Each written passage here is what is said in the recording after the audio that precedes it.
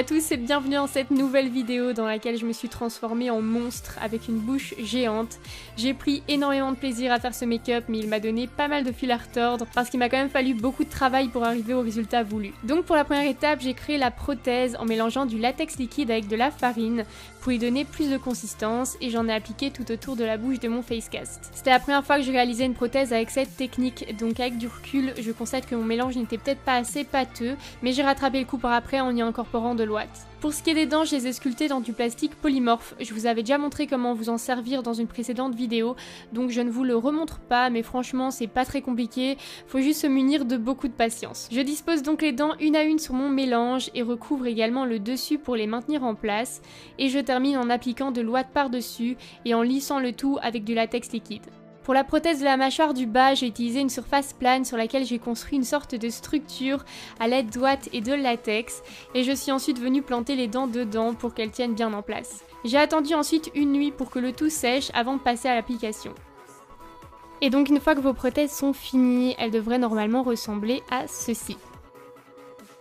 Faut savoir que c'était la seconde fois que je le recommençais ce make-up, je le trouve personnellement assez technique, et il faut pas mal bricoler, donc la première fois était un peu catastrophique, mais la seconde fois était la bonne. J'ai donc collé ma prothèse supérieure à ma peau avec de la colle Prozaid, et puis j'ai posé du latex et des bandes de Kleenex tout autour pour fondre les bords de ma prothèse avec ma peau, et pour qu'elle tienne bien en place également.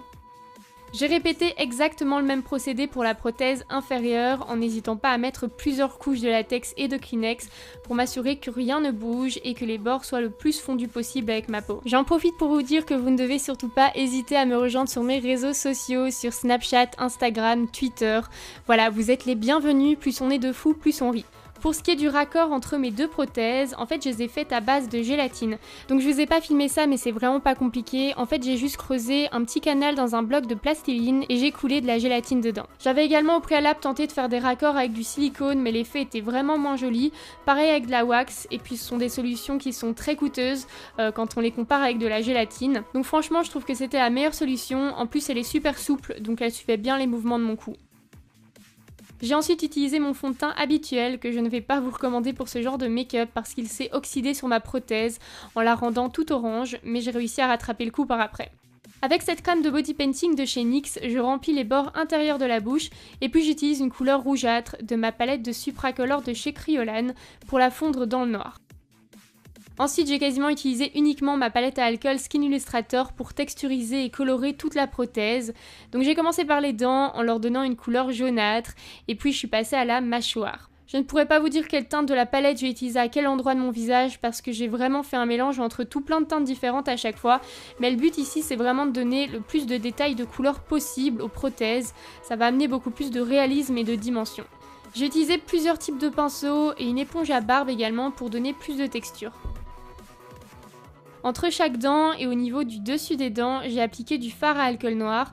De nouveau, c'est pour donner plus de dimension et apporter un effet un petit peu sali et altéré. Et ensuite, ce n'est pas parce que je suis un monstre que je ne peux pas avoir un make-up sexy, donc j'ai commencé par réchauffer et contourer mon visage avec le Hoola Light de chez Benefit. Et puis avec ma palette Alchemist de Kat Von D, j'ai utilisé de l'highlighter avec des sous-tons rosés sur toutes mes zones de lumière. Pour les yeux, j'ai fait super simple mais très chargé, un beau smoky noir avec un gros trait de liner et des faux cils.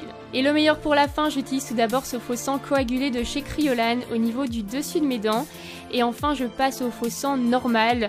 Et bon, pour le coup, je me suis un petit peu lâchée niveau quantité. Et je termine en effectuant les dernières finitions. Et voilà pour le résultat. J'espère en tout cas que cette vidéo vous a plu, n'oubliez pas de vous abonner à ma chaîne et de liker cette vidéo pour me soutenir. N'hésitez pas également à mettre en commentaire des idées de vidéos qui vous feraient plaisir pour Halloween. Et pour ma part, je vous fais tout plein de bisous et vous dis à très bientôt dans une prochaine vidéo.